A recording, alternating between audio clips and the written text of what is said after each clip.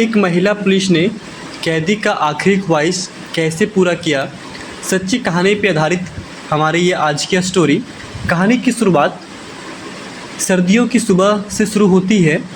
सूरज की किरणें अभी ज़मीन तक पहुंची भी नहीं थी जब शहर की सबसे सशक्त पुलिस महिला अफसर वर्षा राठौर को एक गंभीर खबर मिली। बताया गया कि एक युवक ने अपनी ही गांव में अपनी मां की हत्या कर दी है। वर्षा ने तुरंत अपनी जीप ली और घटना स्थल की ओर रवाना हो गई।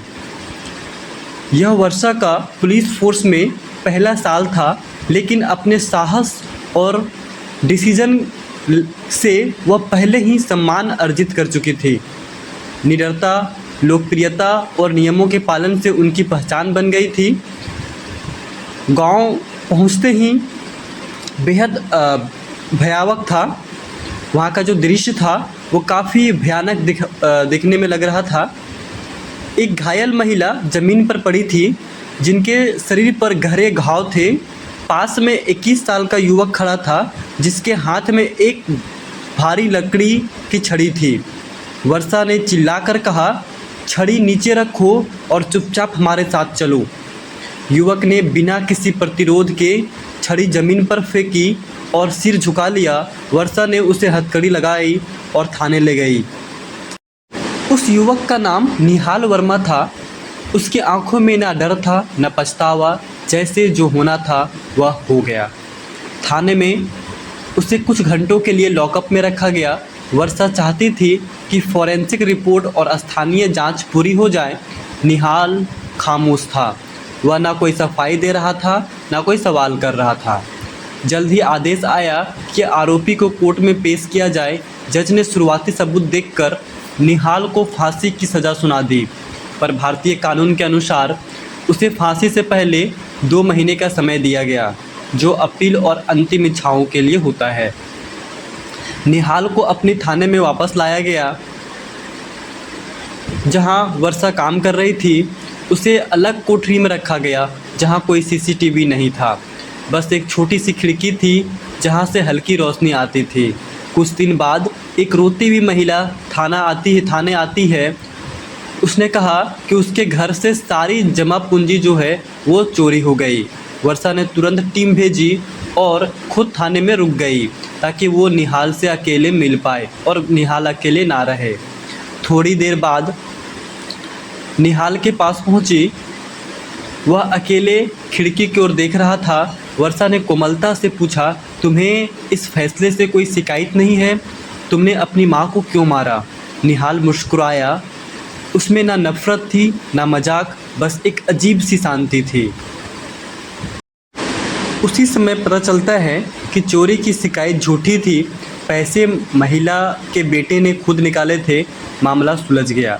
वर्षा ने चाय का कप लेकर निहाल के पास गई और कहा, तुम्हारी कोई अंतिम इच्छा है तो बता सकते हो। सरकार के नियमों के मुताबिक फांसी से पहले कैदी की आखिरी ख्वाहिश पूछी जाती है। निहाल ने गहरी सांस ली और कहा कि मेरी आखिरी इच्छा है कि मैं जब तक जिंदा हूँ हर रात एक कुंवारी लड़की के साथ रहूँ। वर्षा का चेहरा काफ़ी गुस्सा में आ गया और वो काफ़ी कठोर हो गई। वो चाहती तो डांट सकती थी, लेकिन खुद को उन्होंने शांत किया। उन्होंने कहा कि हम किसी लड़की को मजबूर नहीं कर सकते। निहाल ने मुस्कुराते हुए कहा, तो फिर क्यों नहीं? आप भी तो अविवाहित हो। वर्षा उठ गई, लेकिन न गुस्सा दिखाया न कोई जवाब दिया। धीरे से कहा, मैं सोचूंगी। उस रात वो सो नहीं सकी। उनके मन में कई तरह के सवाल घूमते रहे। क्या किसी की आखिरी इच्छा नैतिक सीमाओं से परे जा सकती है?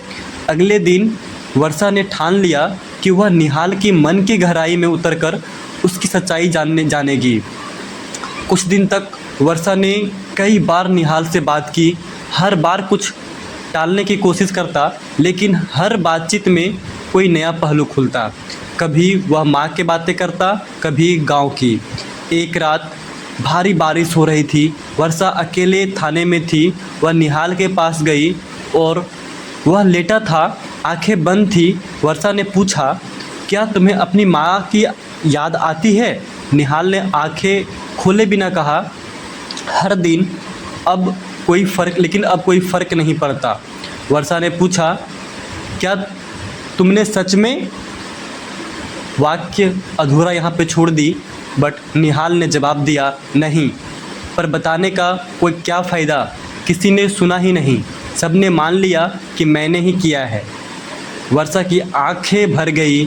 उसने सोचा, क्या मैंने भी इस केस को सिर्फ एक केस की तरह देखा?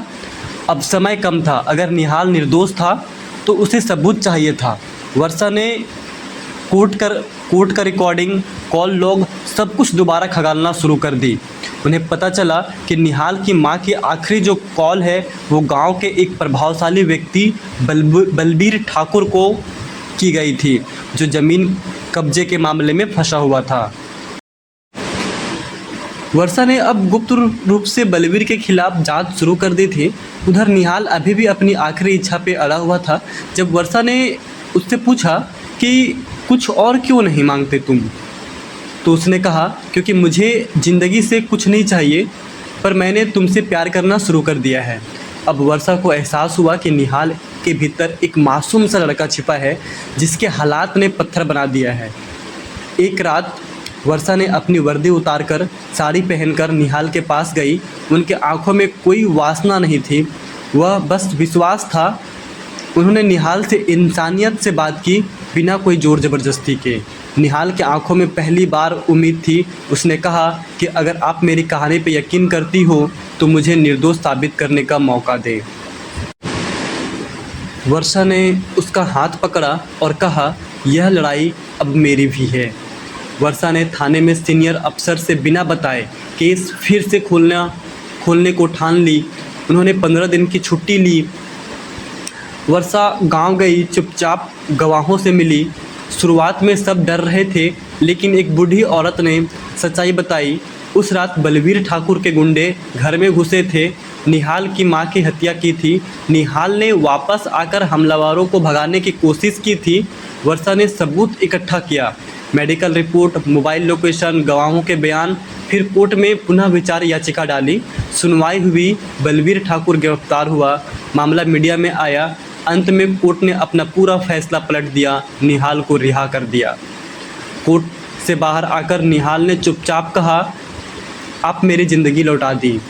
वर्षा मुस्कुराई और कहा, न्याय सिर्फ कोर्ट में नहीं, दिल और ज़मीर से भी लड़ा जाता है। कुछ महीनों के बाद दोनों अक्सर साथ दिखने लगे। ना उन्होंने शादी का ऐलान किया, ना कोई सार्वजनिक बयान दिया, पर जो भी देखता उनकी आंखों में एक दूसरे के लिए सम्मान और शांति दिखता। यह कहानी यहाँ ख़त्म नहीं होती। यह बस उस समाज को आईना दिखाता है जहाँ हर अपराधी वाकई अपराध नहीं होता। कभी कभी इस इंसानियत से भी न्याय का रास्ता निकलता है। अगर आपको ये हमारा वीडियो अच्छा लगा हो तो वीडियो को लाइक कर लीजिए, चैनल को सब्सक्राइब कर लीजिए, और इस प्रकार की कहानी जो है आपको इस चैनल पे देखने को मिलते रहेगा। Thank you.